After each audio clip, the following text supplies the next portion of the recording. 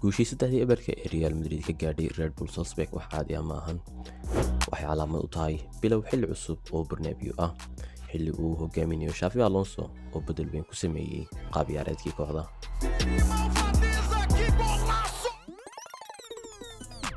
Xabi Alonso wuxuu keenay nidaam cusub oo ah 3-1-4-2.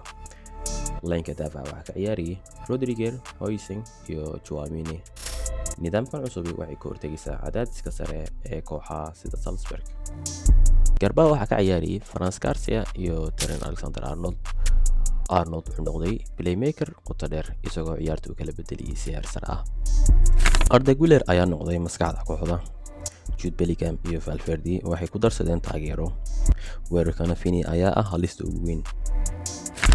tani maaha Real Madrid ku tirsaneyd xidiga Kylian Mbappe. waa koox nidaam leh, cadaadis leh, isla fahamsan.